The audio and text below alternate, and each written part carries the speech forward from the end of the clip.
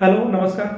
आज हम बात करेंगे भारतीय संविधान और राज्य व्यवस्था और उसमें जो महत्वपूर्ण टॉपिक हैं वो पढ़ेंगे पार्लियामेंट।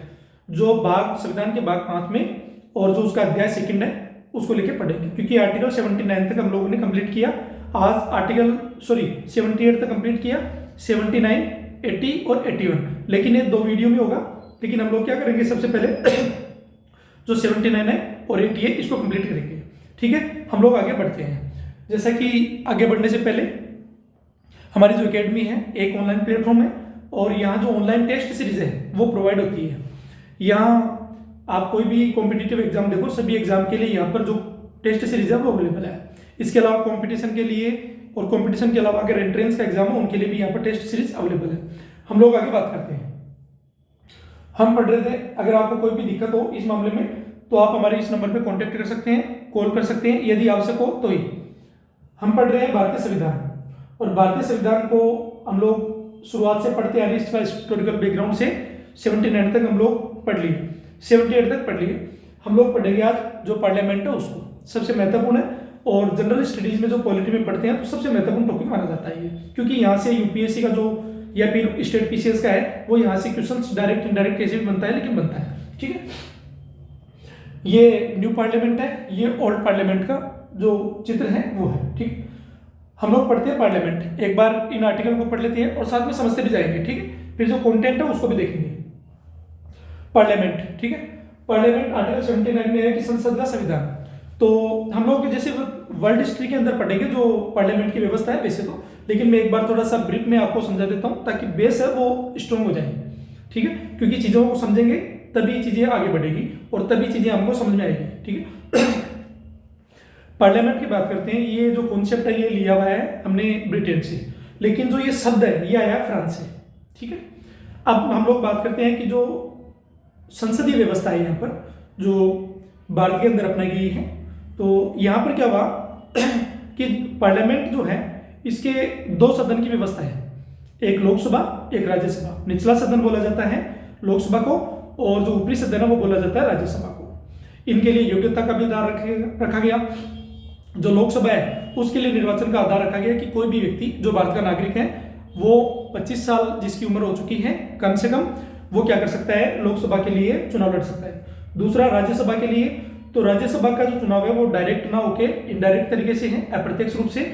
और वो जो राज्यों की विधायिका है या विधानसभा है वहां के सदस्य क्या करते हैं, राज्यसभा के जो सदस्य हैं उनको चयन करके यहाँ पर आगे भेजते हैं, निर्वाचित करके आगे भेजते हैं। ठीक है, दोनों का निर्वाचन होता है, मतलब निर्वाचन होता है। ठीक है,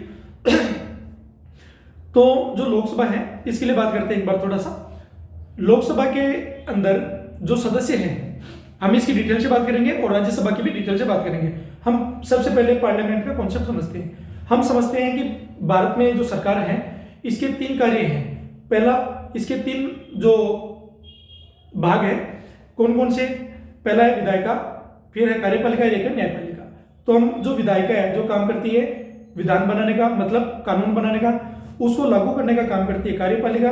और दोनों के बीच में यदि असमंजस्य की स्थिति अगर होती है तो उसके लिए व्यवस्था की हुई है जुडिशरी की, न्यायालय की। ठीक है, हम पढ़ते हैं विधायिका। विधायिका के अंदर जो मुख्य संस्था है वो है एक केंद्र स्तर पर, एक राज्य स्तर पर, एक स्थानीय स्तर पर। जो केंद्र स्तर के ऊपर है उसको बोलेंगे हम लोग पार्लियामेंट, संसद। ठीक है, और राज्य स्तर के ऊपर बोलेंगे जो विधानमंडल है वो। ठीक है, और स्थानीय जो सिस्टम है उसको पढ़ेंगे आगे।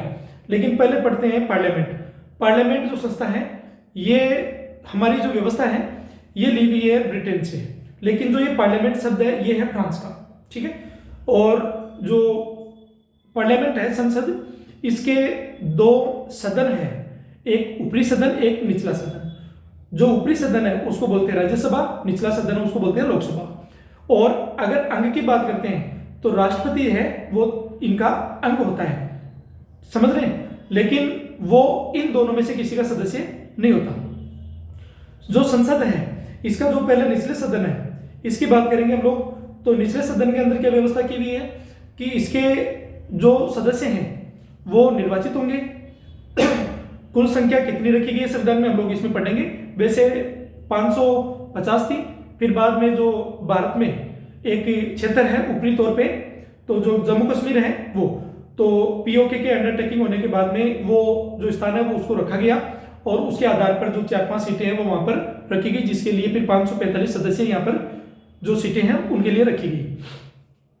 545 में से जो 104वां जो संविधान संशोधन था एंग्लो इंडियन के लिए, एंग्लो इंडियन कौन होते हैं कि यूरोपियन जो लोग हैं इनकी शादी भारत की महिलाओं से होती थी और उनके जो बच्चे होते थे तो वो क्या है कि जब यहाँ पर रहते थे, जब आज़ादी से पहले की बात है ये, तो वो लोग क्या है कि यहाँ पर जो निर्वाचन है तो ऐसे तो किसी को वंचित नहीं किया जा सकता, तो इस आधार पर क्या किया गया कि उनके लिए 2 सीटें रिजर्व रखी गई। लेकिन वो चयन का आधार, क्योंकि उनकी जो आबादी है वो आमतौर पर कम है, जिस तौर पर क्या किया गया राष्ट्रपति द्वारा उनका जो मनोनयन है वो किया गया। लेकिन वो सीटें 104वां संविधान संशोधन अधिनियम में इसके द्वारा हटा दी गई और बाद में जो 543 सीटें वो भी है। इनमें से जो उसके बाद में हम लोग पढ़ते हैं राज्यसभा के लिए, भाई इनकी योग्यता का आधार है कि भारतीय नागरिक होगा, पहला हमने पिछले वीडियो में भी बात की थी, भारत का नागरिक होगा, दिवालिया घोषित नहीं होगा, कोई लाभ के पद पर नहीं होगा, और इसके अलावा जो इनकी योग्यता का जो आधार है जिसके अंदर आयु डिसाइड की गई है वो 25 वर्ष होगी। किसके लिए? लोकसभा के सदस्य के लिए। ठीक है, एक सदस्य एक स्थान से दूसरी जगह 2 स्थानों से भी वो एक से अधिक भी चुनाव लड़ सकता है। ठीक है, अब हम लोग बात करते हैं राज्यसभा की। राज्यसभा के अंदर जो सदस्य हैं तो उनकी जो आयु का आधार है वो रखा गया 30 वर्ष और ऊपरी सदन भी है। तो इसमें क्या किया गया कि ये डायरेक्ट इनका चुनाव ना होके इनडायरेक्ट तरीके से इनका चुनाव होता है इनके सदस्यों का।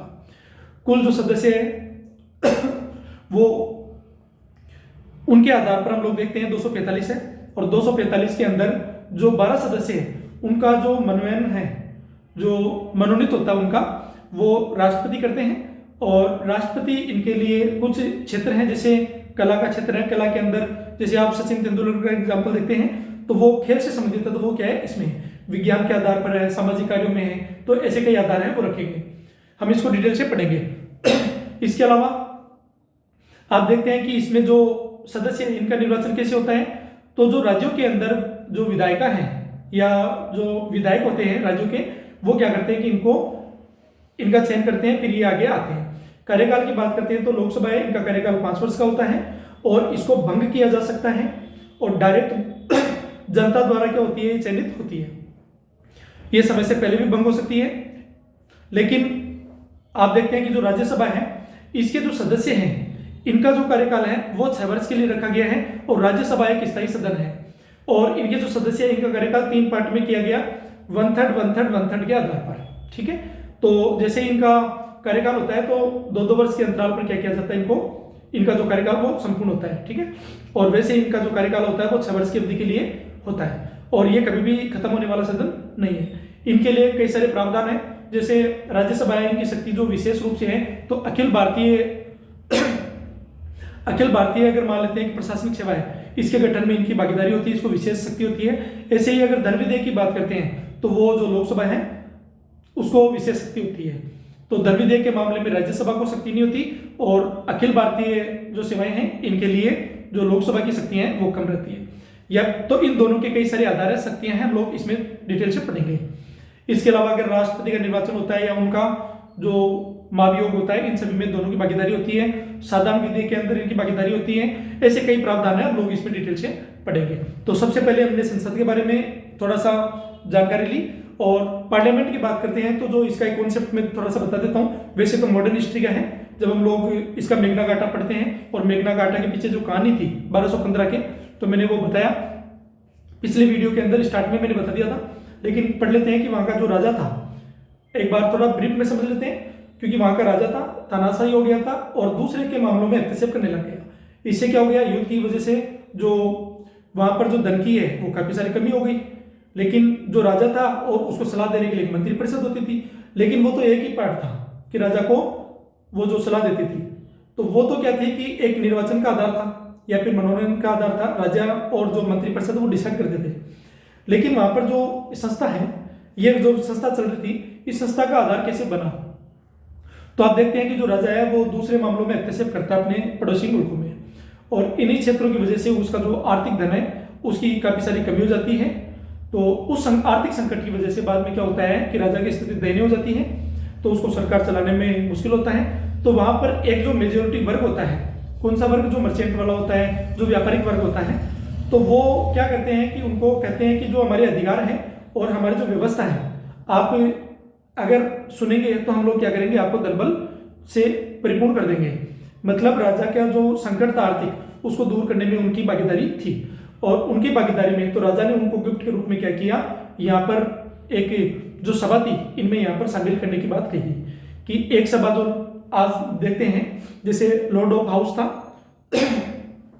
तो आप देखते हैं जिनको कहा गया कि एक सदन, तो जो राजा के मंत्रिपरिषद थी वो डायरेक्ट रूप से इनको एक स्थान और दिया गया है, दोनों अलग अलग बैठते थे, ठीक है, दोनों के लिए अलग वर्ग रखा गया। मतलब ये लोग क्या करते हैं, अपने अधिकारों की और अपने जो कार्य क्षेत्र है इनकी बातें राजा के सामने रख सकते थे। इनमें से एक व्यक्ति, तो वो डायरेक्ट, अब इतने सारे लोग तो जा नहीं सकते, लेकिन वो एक व्यक्ति को वहां, मतलब अपने प्रतिनिधि को वहां पर भेजते थे, ठीक है, और वो क्या करता था, राजा के सामने वहां बात रखता था। तो एक सदन जैसे आज का लोकसभा है, एक सदन जो राज्यसभा है, इनका आधार बना।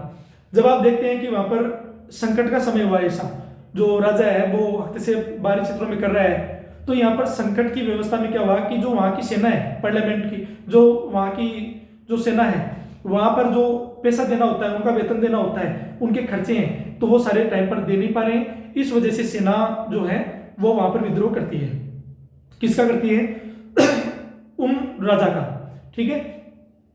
तो वहां पर जो अब वेतन किसकी तरफ से मिलता है? पार्लियामेंट की तरफ से।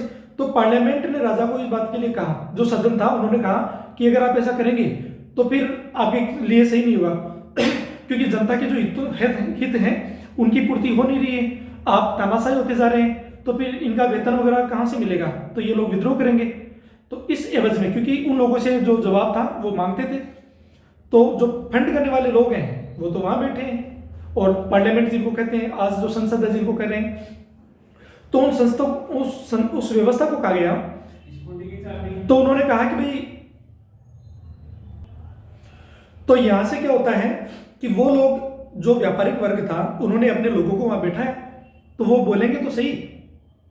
तो इस आधार पर, और जो बाकी लोग मंत्रिपरिषद के वो भी बोल रहे थे, तो यहां अगर मान लेते हैं कि अगर वहां की सेना है, अगर उनको वेतन नहीं देंगे, तो वेतन नहीं देंगे तो वो अपने घर पे क्या देंगे?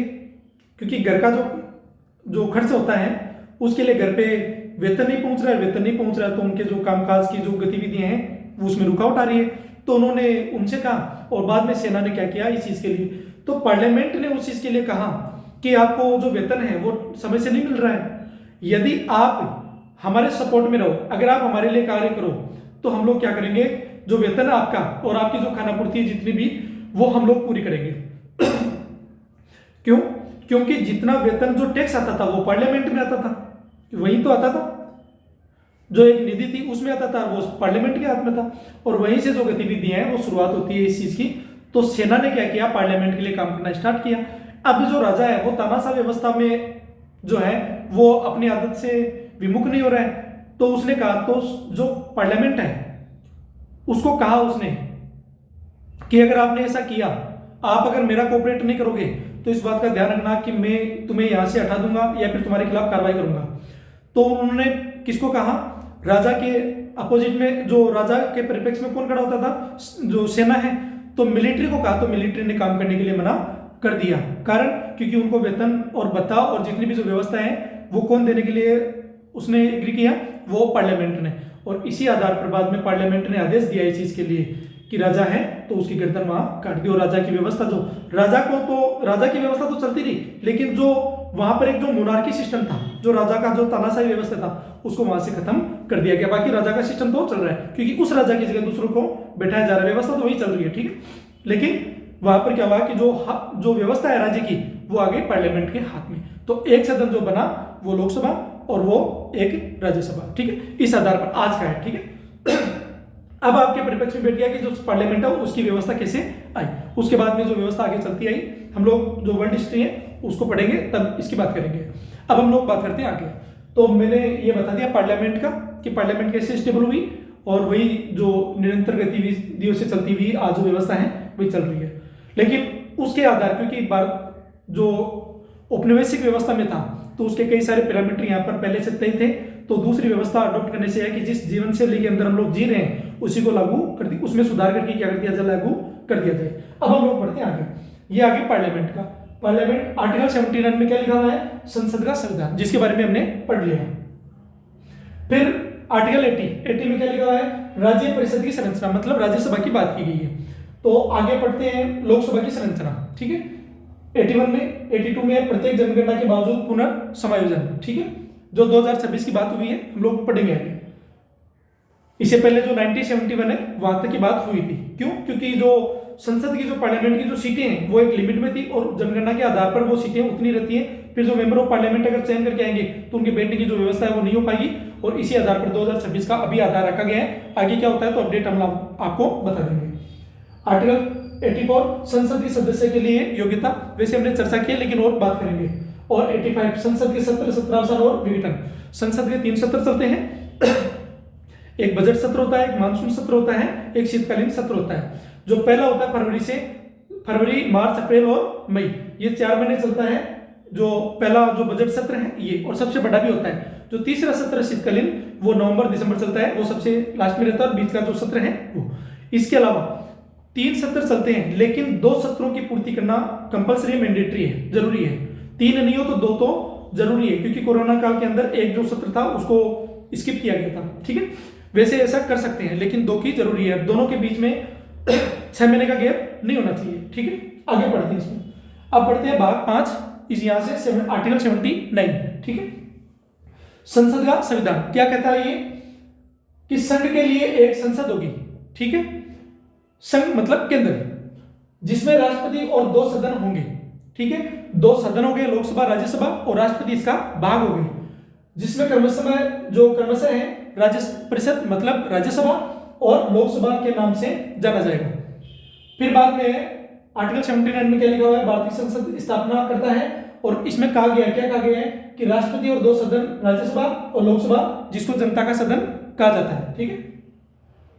भारत की द्विसदनीय विधायिका को परिभाषित करता है, और राष्ट्रपति कानून बनाने की प्रक्रिया का महत्वपूर्ण हिस्सा है, क्योंकि अगर दोनों में से कोई भी कानून बनता है तो राष्ट्रपति स्वीकृति देगा तभी वो कानून बनेगा, इससे पहले कानून नहीं बनेगा, ठीक है। फिर बाद में एक अध्यादेश की व्यवस्था आती है, वो हम लोग बाद में पढ़ेंगे। राष्ट्रपति कानून बनाने की प्रक्रिया का एक महत्वपूर्ण हिस्सा है, क्योंकि सभी विधेयकों, जो कानून बनने की जो प्रक्रिया है, कानून बनने के लिए राष्ट्रपति की स्वीकृति आवश्यक है, और भारत की विधायी संरचना का आधार है, लेजिस्लेटिव का आधार है। इसमें क्या चीजें हैं, राष्ट्रपति संसद का एक अभिन्न अंग है, सदस्य नहीं है, जो कानून बनाने की प्रक्रिया में शामिल होता है। और जो उपराष्ट्रपति है वो भी संसद का सदन है, इसका जो है वो जो सदस्य है वो नहीं होता है, ठीक है। लेकिन जब वो उपराष्ट्रपति विधान, क्योंकि जो उपराष्ट्रपति है वही जो राज्यसभा है इसका प्रधान सभापति भी होता है, ठीक है। तो वो प्रधान सभापति के रूप में कार्य करता है, और राष्ट्रपति अगर किसी कारणवश से यदि अपने पद से विमुख होता है या वहां पर नहीं रहता है, तब जो उपराष्ट्रपति है वो कार्यवाहक राष्ट्रपति के रूप में यहाँ पर काम में जो कार्य करता है, और उनका पद खाली होता है तो उसके लिए एक व्यवस्था की हुई है उपसभापति की राज्यसभा में, वो उनका कार्यभार देखते हैं। यदि वो दोनों पद भी खाली हो तो उसके लिए कुछ सीटें आवंटन होती है, उसके लिए राज्यसभा के सदस्यों में सीनियरिटी के आधार पर क्या किया जाता है, उनमें एक सदस्य वो उस जगह काम करेगा, ठीक है। आगे बढ़ते हैं इसमें। राज्यसभा राज्यों का परिषद, ठीक है, राज्यों का प्रतिनिधित्व करती है। इसमें पढ़े लिखे लोग आते हैं, ठीक है। 12 सदस्य जो है वो नॉमिनेट होते हैं, इनको मनोनीत करते हैं, कौन, राष्ट्रपति करते हैं, ठीक है। आगे बढ़ते हैं। भारत के राज्यों और केंद्र शासित प्रदेशों का प्रतिनिधित्व करने वाला उच्च सदन है, ठीक है।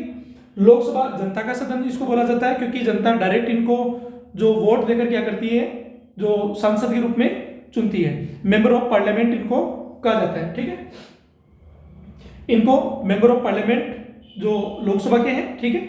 और जनता का प्रतिनिधित्व करने वाला निचला सदन, जो चुनाव के माध्यम से सीधे जनता द्वारा प्रतिनिधित्व करता है, ठीक है। महत्व क्या इसका, संरचना को परिभाषित करता है, संघ संसद की संरचना को स्पष्ट रूप से रेखांकित करता है, द्विसदनीय व्यवस्था नियंत्रण और संतुलन के लिए द्विसदनीय स्थापित करता है, कि एक सदन को कार्यवाही करता है तो दूसरे में भी उसकी प्रक्रिया चलती है, वो एक दूसरे पर निगरानी रखते हैं और बैलेंस करते हैं, ताकि कोई एक सरकार जो तानाशाही व्यवस्था है उसका जो प्रारूप है उसको अधिग्रहण ना कर ले। इसलिए राष्ट्रपति की भूमिका, राष्ट्रपति को केवल एक औपचारिक प्रमुख के रूप में नहीं बल्कि विधायी कार्यों में एकीकृत रूप से शामिल करता है।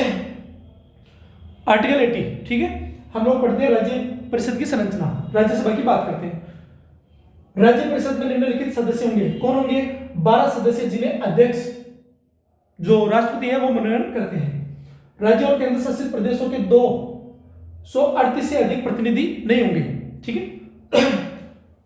238 से प्रतिनिधि नहीं होंगे। राज्य और केंद्र शासित के 200, ये कहाँ की व्यवस्था है? जो 1950 की व्यवस्था है वहां से ली हुई है, ठीक है। आगे और प्रश्न में पढ़ते हैं, ठीक है। टोटल सदस्य कितने थे? 245। 12 सदस्य उसमें से अगर मनोनीत होते हैं तो 233 सदस्य बच जाते हैं, ठीक है। और वो राज्यों और केंद्र शासित प्रदेशों से आते हैं। फिर जहां पर जो विधायिका का कार्य होता है, मतलब विधानसभाएं हैं, वहां के सदस्य उनको चुनते हैं। अध्यक्ष द्वारा मनोनीत सदस्यों में से विषयों के संबंध में विशेष ज्ञान, व्यवहारिक अनुभव रखने वाले व्यक्ति भी शामिल होंगे। जो 12 सदस्य उनकी बात की जा रही है। कौन कौन से? साहित्य, विज्ञान, कला और सामाजिक सेवा, ठीक है। फिर बाद में राज्य परिषद में प्रत्येक राज्य के प्रतिनिधियों का चुनाव राज्य की विधानसभाओं के निर्वाचित सदस्यों, क्योंकि विधायक जो राज्यों के अंदर विधानमंडल होता है उसमें जो विधायिका होती है, मतलब विधानसभा, तो विधानसभा के जो सदस्य उनको डायरेक्ट जैसे लोकसभा के सदस्यों को चुनते हैं वैसे जो विधायकों को भी चुनते हैं। वो लोग क्या करते हैं? फिर इनको चुनते हैं। सदस्यों का अनुपातिक प्रतिनिधित्व प्रणाली, ठीक है, जैसा मैंने पिछली वीडियो में बता दिया था, आप उसको जाके देख सकते हैं, के अनुसार एकल हस्तांतरण मत प्रणाली के माध्यम से जो वोट है वो दिया जाता है, ठीक है, और गुप्त रूप से भी रखा जाता है। राज्य परिषद में संघ और राज्य क्षेत्रों के प्रतिनिधित्व का चुनाव संसद द्वारा विधि द्वारा निर्धारित तरीके से किया जाता है। आर्टिकल 80 के अंदर क्या चीजें हैं और पढ़ लेते हैं। राज्यसभा राज्यों की परिषद है और इसकी संरचना से संबंधित है। इसमें 250 सदस्य अधिकतम हो सकते हैं, ठीक है। जैसे 550 जो है वो लोकसभा में अधिकतम हो सकते हैं और राज्यसभा के अंदर 250 अधिकतम हो सकते हैं। वर्तमान में कितने? जो 5 सीटों की बात की थी मैंने, जम्मू कश्मीर वाली जो चीजें रह गई थी उन सीटों के लिए रखा गया है। फिर बाद में अधिकतम हो सकते हैं 12 राष्ट्रपति द्वारा मनोनीत, साहित्य, विज्ञान, कला, समाज सेवा से हैं। शेष 238 राज्य केंद्र शासित प्रदेशों के प्रतिनिधित्व होते हैं। अगर 8% 245 सदस्य हैं और उनमें अगर 12 सदस्यों का टाइम तो 233 बचते हैं 238 की जगह। जो अनुपातिक प्रतिनिधित्व प्रणाली द्वारा चुने जाते हैं, वर्तमान में 245 सदस्य हैं, जैसा कि अभी बता दिया, 233 निर्वाचित और 12 मनोनीत। इनमें केंद्र शासित प्रदेश और जो राज्य हैं उन दोनों से शामिल होते हैं। सदस्यों का चुनाव अप्रत्यक्ष रूप से होता है। आर्टिकल 80 के कुछ प्रावधान है। अधिकतम सदस्य संख्या 250, अभी कितनी है? तो 233, जिसमें राज्य और केंद्र और जो मनोनीत है वो 12, ठीक है। क्योंकि 245 है तो इसको 2 भागों में डिवाइडेड कर लेते हैं। मनोनीत सदस्य राष्ट्रपति द्वारा 12 सदस्य मनोनीत किए जाते हैं। साहित्य, विज्ञान, कला और समाज सेवा के आधार पर जो जिनको विशेष ज्ञान और व्यवहारिक रूप से अनुभव हो।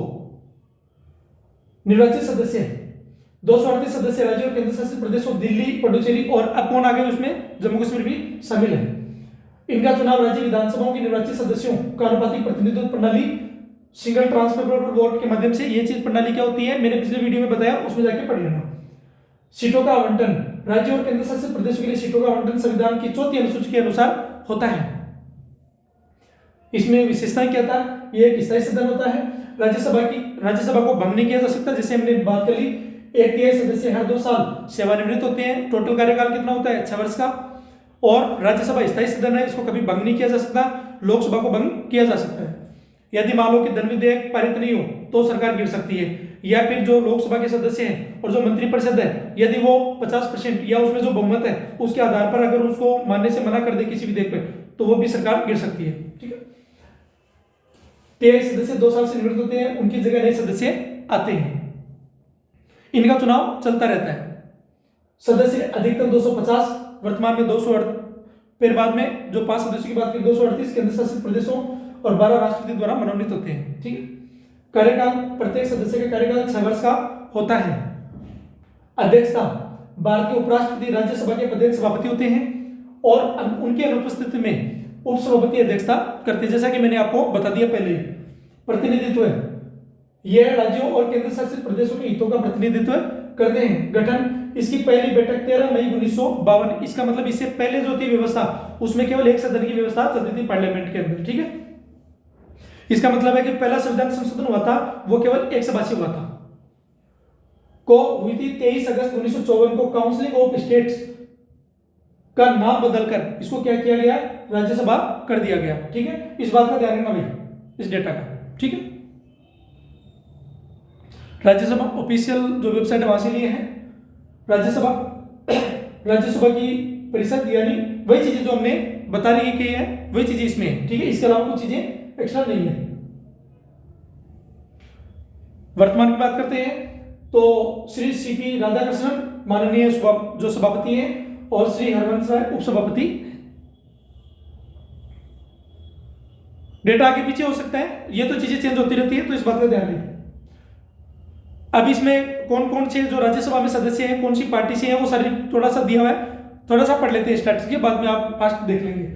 103 भारतीय जनता पार्टी से, 27 भारतीय राष्ट्रीय कांग्रेस से हैं, फिर बाद में 13 अखिल भारतीय तृणमूल कांग्रेस से हैं, 10 आम आदमी पार्टी से हैं राज्यसभा में बता रहे, फिर बाद में 10 द्रविड़ मुनेत्र कझगम, फिर ये नाम निर्देशन को पार्टी है, 7 उसके हैं, 7 बीजू जनता दल, फिर युवा जन श्रमिक रायतु कांग्रेस पार्टी 7 सदस्य, ऐसे ऑल इंडिया अन्ना द्रविड़ मुनेत्र कझगम इसके 5 सदस्य, फिर बाद में राष्ट्रीय जनता दल आरजेडी 5 सदस्य। ऐसे आप देख लीजिए, ये जो सदस्य हैं इनके आधार पर आप देख सकते हैं, ये देख लीजिए, बोलने की जरूरत नहीं है, आप आराम से देख सकते हैं इसको। ये मैंने स्लाइड रख ली ऐसे, ये देख लीजिए, ये सदस्य राज्यसभा के सदस्य, यहां से इतने लोग हैं।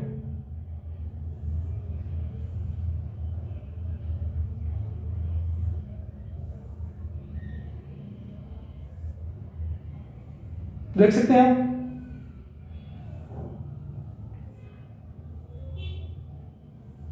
राज्य की परिषद यानी राज्यसभा भारतीय संसद का ऊपरी सदन है। ठीक है, और राज्यसभा में राज्यों और संघ राज्य क्षेत्रों के प्रतिनिधि और भारत के राष्ट्रपति द्वारा नामित व्यक्ति नामित होते हैं। भारत का उपराष्ट्रपति राज्यसभा का प्रधान सभापति होता है और राज्यसभा अपने सदस्यों में से एक उपसभापति भी चुनती है। ठीक है, सभापति राज्यसभा और उपसभापति राज्यसभा इसकी बैठकों की अध्यक्षता करते हैं। विशेष शक्तियां, राज्य की परिषद राज्यसभा की अपनी विशिष्ट विशेषताएं होती हैं। राज्यसभा एक संघीय सदन होने के कारण संविधान के तहत कुछ विशेष शक्तियां प्राप्त करता है। मैं संविधान से संबंधित सभी विषयों क्षेत्रों को 3 सूचियों संसूची, राज्य सूची और समवर्ती सूची में विभाजित किया गया है। संघ और राज्य सूचियां परस्पर अनन्य हैं। संसद सामान्य परिस्थितियों में राज्य सूची में रखे गए मामलों पर कानून नहीं बना सकती सामान्य में। ठीक है, लेकिन अगर राज्य सूची के किसी विषय पर कानून बनाना होता है तो पार्लियामेंट जो है, जो सदस्य हैं वो क्या करते हैं कि इसके लिए ये पार्लियामेंट के अंदर कहते हैं कि इस विषय पर कानून बनाया जा सकता है, तब पार्लियामेंट इसके लिए कानून बनाती है। हालांकि यदि राज्यसभा उपस्थित और मतदान करने वाले टोटल सदस्य हैं, पहला उसमें टोटल सदस्य उसमें से उपस्थित है, फिर उन सदस्यों के अंदर भी मतदान करने वाले लोग हैं, इनकी बात की जा रही है। ठीक है, करते हुए प्रस्ताव पारित करती है, 1/2 बहुमत से यह करते हुए एक प्रस्ताव पारित करती है और यह राष्ट्रीय हित में आवश्यक और समीचीन है। संसद को राज्य सूची में सूचीबद्ध मामले पर एक कानून बनाना चाहिए अगर वो कहती है, और संसद संकल्प से निर्दिष्ट विषय पर भारत पूरे राज्य किसी हिस्से के लिए कानून बनाने के लिए सशक्त हो जाती है तो ऐसा संकल्प 1 वर्ष की अधिकतम अवधि के लिए लागू रहता है। 1 वर्ष के लिए ध्यान रखना, लेकिन इस अवधि को एक समान प्रस्ताव पारित करके एक बार में 1 वर्ष के लिए बढ़ाया जा सकता है। ठीक है, यदि राज्यसभा उपस्थित और मतदान करने वाले सदस्यों के कम से कम 2/3 बहुमत से घोषणा करते हुए एक प्रस्ताव पारित करती है कि संघ और राज्यों के लिए एक या एक से अधिक अखिल भारतीय सेवाओं का निर्माण करना, ठीक है, राष्ट्रीय हित में आवश्यक है या समीचीन है, तो संसद कानून द्वारा ऐसी सेवाओं को सृजन कर सकती है और उसको अधिकार दे देती है। संविधान के तहत राष्ट्रपति को राष्ट्रीय आपातकाल की स्थिति में, ध्यान रखना, राष्ट्रीय आपातकाल है, किसी राज्य में संविधान तंत्र की विफलता की स्थिति में या वित्तीय आपातकाल के मामले में उद्घोषणा जारी करने का अधिकार है और ऐसी हर उद्घोषणा को संसद के दोनों सदनों द्वारा एक निर्धारित अवधि के भीतर अनुमोदित किया जाना होता है। हालांकि कुछ परिस्थितियों में राज्यसभा को इस संबंध में विशेष शक्तियां प्राप्त होती है। यदि कोई उद्घोषणा ऐसे समय में जारी की जाती है जब लोकसभा बंद कर दी जाती है तो उसके भीतर अगर मान लेते हैं कि लोकसभा अगर भंग हो जाती है तो उस समय कार्य कौन देखेगा, तो उस समय जो व्यवस्था है वो राज्यसभा है वो देखती है। ठीक है।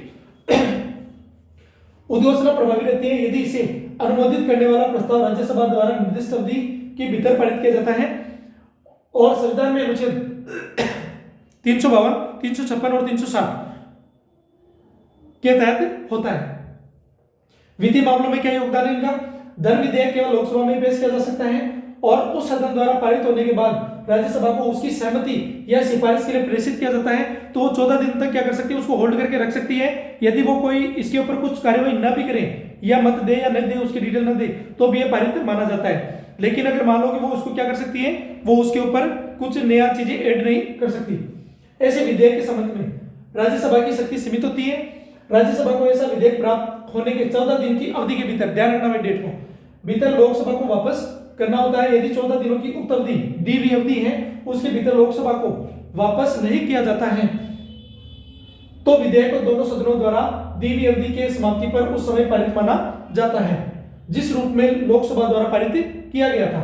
राज्यसभा धन विधेयक में संशोधन नहीं कर सकती, यह केवल संशोधनों की सिफारिश पर बात कर सकती है, सिफारिश कर सकती है, सजेशन दे सकती है। लोकसभा राज्यसभा द्वारा की गई सभी या की गई सिफारिशों को या तो स्वीकार या अस्वीकार कर सकती है। धन विधेयकों के अलावा वित्तीय विधेयकों की कुछ श्रेणियों को राज्यसभा में पेश नहीं किया जा सकता है। हालांकि कुछ प्रकार के वित्तीय विधेयक है जिन पर राज्यसभा की शक्तियों पर कोई सीमा नहीं है, धन विधेयक को छोड़ के। इन विधेयकों को किसी भी सदन में शुरू किया जा सकता है और राज्यसभा के पास किसी भी अन्य सामान्य विधेयक की तरह ऐसे वित्तीय विधेयकों को अस्वीकार या संशोधित करने की शक्ति होती है। बेशक ऐसे विधेयकों को संसद के किसी भी सदन द्वारा पारित नहीं किया जा सकता जब तक कि राष्ट्रपति ने उस सदन को उस पर विचार करने की सिफारिश नहीं की गई हो। सीमित भूमिका के बावजूद राज्यसभा की वित्त से संबंधित मामलों पर प्रभाव पड़ता है और भारत सरकार बजट हर साल राज्यसभा के सामने भी रखती है और इसके सदस्य इस पर चर्चा करते हैं। यदि भी राज्यसभा मंत्रालयों और विभागों की अनुदान मांगों पर मतदान नहीं करती है, ध्यान रखना भाई इस बात का, यह मामला विशेष रूप से लोकसभा के लिए आरक्षित है। क्यों? क्योंकि जनता द्वारा प्रत्यक्ष रूप से उनको चुना जाता है, हालांकि क्योंकि जवाब भी उनको देना पड़ता है। हालांकि भारत की संचित निधि से कोई पैसा नहीं निकाला जा सकता जब तक कि विनियोग विधेयक दोनों सदनों द्वारा पारित नहीं किया जाता। विनियोग विधेयक क्या होता है, धन विधेयक क्या होता है, हम लोग इसकी डिटेल से आगे बात करेंगे। इसी तरह वित्त विधेयक भी राज्यसभा के समक्ष लाया जाता है। इसके अलावा विभाग से संबंधित संसदीय स्थायी समितियां जो मंत्रालय विभागों की वार्षिक अनुदान मांगों की जांच करती है और संयुक्त समितियां जिनमें लोकसभा और राज्यसभा के सदस्य होते हैं, जिनमें से प्रत्येक इनमें समितियों में सदस्य होते हैं। आप जाकर जो समितियों वाला टॉपिक है उसमें जाकर डिटेल से पढ़ सकते हैं। प्राक्कलन समिति होती है जिसमें केवल लोकसभा के सदस्य होते हैं, बाकी जो होती है उसमें लोकसभा राज्यसभा के सदस्य होते हैं। राज्यसभा से संबंधित संवैधानिक उपबंध, संविधान का आर्टिकल 80 राज्यसभा की अधिकतम संख्या जो 250 निर्धारित करता है, वही चीजें जो हमने पहले से पढ़ रखी है। 3 संघराज्य क्षेत्रों से इसमें शामिल होते हैं, ठीक है। कौन कौन से? दिल्ली, पुडुचेरी और जम्मू कश्मीर, ठीक है।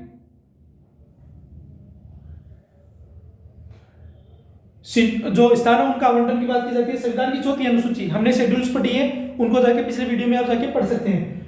राज्यों और संघराज्य क्षेत्रों को राज्यों के सीटों के आवंटन का प्रावधान करती है। सीटों का आवंटन प्रत्येक राज्य की जनसंख्या के आधार पर किया जाता है, ठीक है।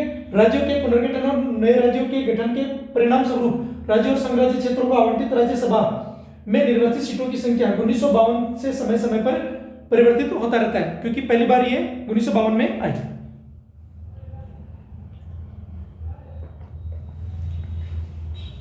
पात्रता क्या है? योग्यता की बात करते हैं, फिर इसकी अयोग्यता उनकी भी बात करते हैं।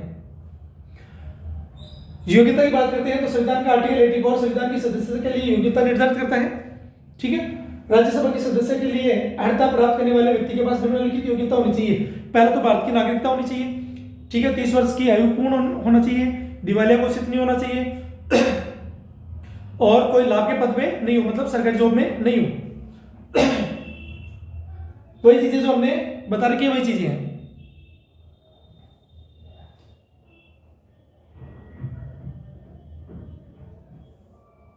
अयोग्यता क्या है उसके बारे में देख लेते हैं। संविधान के अनुच्छेद 102, जब आर्टिकल 102 पढ़ेंगे तब इसमें बात करेंगे। में कहा गया कि किसी व्यक्ति को संसद के किसी भी सदन का सदस्य चुने जाने और सदन सदस्य होने के लिए अयोग्य ठहराया जा सकता है। एक बात और बता देता हूं आपको कि क्या सदन का जो सदस्य है क्या वो डायरेक्ट चुनाव लड़के ही आ सकता है? नहीं भाई, ऐसा नहीं है, ध्यान रखना इस बात का, ठीक है। सदस्य होना जरूरी नहीं है, लेकिन बाद में आप डायरेक्ट भी आ सकते हैं और बाद में 6 महीने के भीतर आपको क्या करना पड़ता है, जो सदन है उसकी सदस्यता लेनी पड़ती है, ठीक है। इस बात का ध्यान रखें। संविधान के अनुच्छेद 102 के तहत किसी व्यक्ति को किसी भी सदन का सदस्य चुने जाने और सदन होने के नाते अयोग्य ठहराया जा सकता है। कौन कौन सी है? यदि वह भारत सरकार के किसी भी राज्य की सरकार के तहत लाभ का कोई पद धारण करता हो, ठीक है, ये बता दिया हमने। संसद द्वारा कानून द्वारा उसके धारक या अयोग्य घोषित होने के लिए घोषित के अलावा यदि वह विकृत मतलब दिमाग रूप से यदि मान लो कि असंतुलित हो और किसके समक्ष, न्यायालय के द्वारा समक्ष और उनके द्वारा यदि उद्घोषित हो, तभी यदि वह अनुमोचित दिवालिया हो, ठीक है, और यदि वह भारत का नागरिक नहीं है, उसे स्वेच्छा से किसी विदेशी राज्य की नागरिकता प्राप्त कर ली है या किसी विदेशी राज्य के प्रतिनिष्ठा या पालन की स्वीकृति के अधीन है, यदि वह संसद द्वारा बनाए गए किसी कानून द्वारा या उसके तहत ठहराया गया है। स्पष्टीकरण, किसी व्यक्ति को इस आधार पर नहीं उठाया जाएगा कि वह भारत सरकार के या किसी राज्य की सरकार के अधीन लाभ का पद धारण करने वाला नहीं समझा जाएगा कि वह या तो संघ या राज्यों का मंत्री है, ध्यान रखना। इसके अलावा संविधान की 10वीं अनुसूची दल बदल के आधार पर सदस्य की अयोग्यता का प्रावधान करती है, ठीक है। हमने जो शेड्यूल्स थी उसके अंदर पढ़ा, उसको जाके डिटेल से आप पढ़ सकते हैं।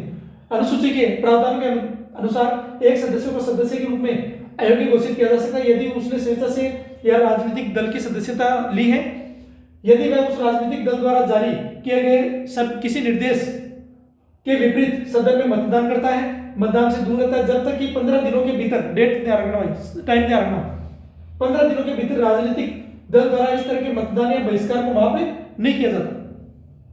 एक निर्दलीय उम्मीदवार के रूप में निर्वाचित सदस्य को अयोग्य घोषित किया जाएगा यदि वह चुनाव के बाद किसी भी राजनीतिक दल में शामिल हो जाता है।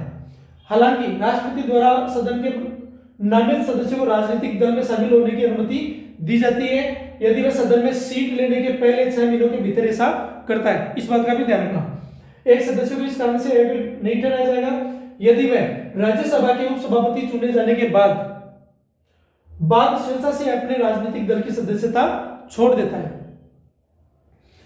निर्वाचन और नाम निर्देशन के लिए प्रक्रिया। निर्वाचन पढ़ते पहले राज्यसभा में निर्वाचन मंडल राज्यसभा के राज्य और संघ राज्य क्षेत्र के प्रतिनिधियों का चुनाव अप्रत्यक्ष रूप से होता है, चुनाव विधि द्वारा होता है और प्रत्येक राज्य 3 संघ राज्य क्षेत्रों के प्रतिनिधियों को उन राज्यों की विधानसभाओं के निर्वाचित सदस्यों द्वारा संघ राज्य क्षेत्र के निर्वाचन मंडल के सदस्यों द्वारा अनुमानित प्रतिनिधित्व प्रणाली के अनुसार एकल हस्तांतरण मत प्रणाली के माध्यम से चुना जाता है। और राष्ट्रीय राजधानी क्षेत्र दिल्ली के लिए इलेक्टोरल कॉलेज में दिल्ली की विधानसभा के निर्वाचन सदस्य होते हैं और पुडुचेरी और जम्मू कश्मीर के लिए संबंधित विधानसभाओं के निर्वाचित सदस्य होते हैं। फिर निर्वाचन नाम निर्देशन की प्रक्रिया में द्विवार्षिक उपचुनाव, इसके बारे में थोड़ा सा पढ़ते हैं। राज्यसभा एक स्थायी सदन है, भंग नहीं की जा सकती। हालांकि राज्यसभा के 23 सदस्य एक दूसरे वर्ष के बाद सेवानिवृत्त हो जाते हैं। एक सदस्य जो पूर्ण कार्यकाल के लिए चुना जाता है हर 6 साल की अवधि के लिए कार्य करता है और इस कार्यकाल की समाप्ति पर राज्यसभा की सदस्यता से सेवानिवृत्त हो जाता है तो किसी सदस्य की सेवानिवृत्ति के अलावा अन्य किसी रिक्ति को भरने के लिए किए गए चुनाव को उपचुनाव कहा जाता है। उप निर्वाचन में निर्वाचन सदस्य केवल उस सदन के शेष कार्यकाल के लिए रहता है। इस बात का ध्यान रखना भाई, ठीक है। जिसका त्यागपत्र या मृत्यु या 10वीं अनुसूची के तहत अयोग्यता के कारण रद्दी होती है।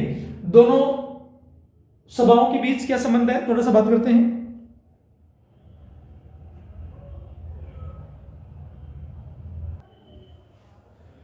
तो दोनों सभाओं के बीच संबंध क्या है? संविधान के आर्टिकल 75 का सब क्लॉज 3 के तहत मंत्रिपरिषद सामूहिक रूप से लोकसभा के प्रति उत्तरदायी होती है। ध्यान रखना इस बात का, राज्यसभा नहीं होती, जिसका अर्थ है कि राज्यसभा सरकार नहीं बना सकती, ठीक है, और नहीं गिरा सकती है।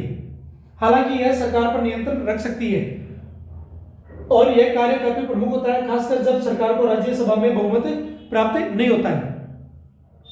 दोनों सदनों के बीच गतिरोध को हल करने के लिए एक सामान्य कानून के मामले में संविधान दोनों सदनों की संयुक्त बैठक प्रावधान करती है। मान लेते हैं कि कोई विधेयक होता है और विधेयक जब लोकसभा में भेजा जाता है या फिर राज्यसभा में भेजा जाता है और वो एक दूसरे में गतिरोध करता रहता है, तो इन अगर दोनों डिसीजन नहीं ले पाती है तब उसके ऊपर संयुक्त बैठक का प्रावधान होता है। जो संसद के जो सेंट्रल हॉल है उसके अंदर दोनों को राष्ट्रपति क्या करते हैं, बुलाते हैं, ठीक है, और उनके ऊपर बात होती है।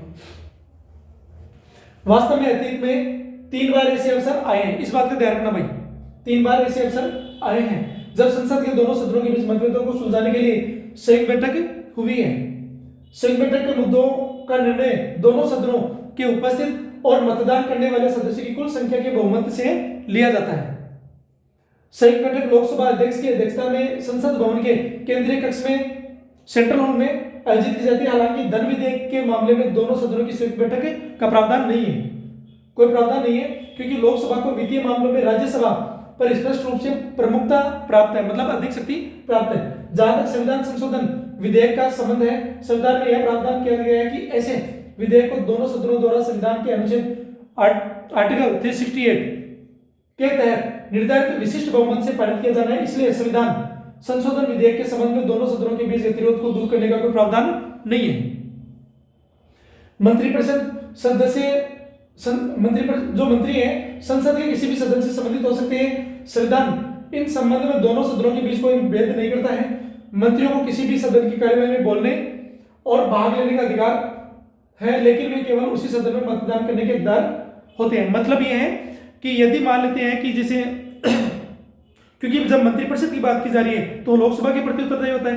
अगर लोकसभा हो या राज्यसभा, इनका कोई भी व्यक्ति यदि मंत्री होता है तो वो लोकसभा के अंदर जाके बैठेगा वो, लेकिन जब मतदान की बात होगी अटॉर्नी जनरल भी बैठता है। लेकिन आप देखते हैं कि जब मतदान की बात आती है तो अटॉर्नी जनरल को तो बाहर भेज दिया जाता है, वो वहां उपस्थित नहीं होता, ठीक है, भाग ले सकती है वहां भाग ले सकता है, लेकिन जब मतदान की बात आती है तो वो अवेलेबल नहीं होता, ठीक है। दूसरा, जब लोकसभा के सदस्य तो वहीं रहते हैं, लेकिन जब मत की बात आती है तो लोकसभा के सदस्य अपनी सीटों पर रहते हैं, लेकिन राज्यसभा के जो सदस्य हैं वो अपने हॉल में चले जाते हैं और वो प्रक्रिया फिर आगे संचालित होती है, ठीक है। इस आधार पर मंत्री दोनों से हो सकते हैं, लेकिन जब मंत्री परिषद की बात आएगी तो वो व्यवस्था लोकसभा के अंदर होगी, इस बात का ध्यान रखें, ठीक है। आगे बढ़ते संसद फिर है संसद के सदनों और उनके सदस्यों और समितियों की शक्ति और विशेषाधिकार उन्नतियों के संबंध में दोनों सदनों को संविधान द्वारा बिल्कुल समान स्तर पर रखा गया है। अन्य महत्वपूर्ण मामले, लेकिन जो मंत्री होगा भाई, लेकिन इस बात का ध्यान रखना कि जो संसद का सदस्य है वो मंत्री हो यह जरूरी नहीं, लेकिन जो मंत्री है वो संसद का सदस्य होगा, ठीक है। दोनों सदनों का समान शक्तियां प्राप्त है। राष्ट्रपति का चुनाव और महाभियोग, उपराष्ट्रपति का चुनाव, आपातकाल की घोषणा का अनुमोदन, राज्यों में संवैधानिक तंत्र की विफलता, वित्तीय आपातकाल की घोषणा, इन कई सारे ऐसे मुद्दे हैं जिनके ऊपर दोनों को शक्ति बराबर है। विभिन्न वैधानिक प्राधिकरण आदि में रिपोर्ट और कागजात प्राप्त करने के संबंध में दोनों सदनों को समान अधिकार है। मंत्रिपरिषद की सामूहिक जिम्मेदारी है कि कुछ वित्तीय मामलों को छोड़कर जो केवल लोकसभा के क्षेत्र में आते हैं, दोनों सदनों को समान शक्तियां प्राप्त है। फिर सभापति और उपसभापति, ये पूरा फिर डिटेल से हो जाएगा, हम लोग इसको यही कंप्लीट करते हैं, लेकिन चलो पढ़ लेते हैं, ठीक है। सभापति और उपसभापति, इसको आगे पढ़ते हैं, ठीक है, यही कंप्लीट कर देते हैं इसको, और जो फिर नेक्स्ट वीडियो होगा उसके अंदर इसको कंप्लीट कर लेंगे, या फिर कंप्लीट कर देते हैं इसको अभी, चलो।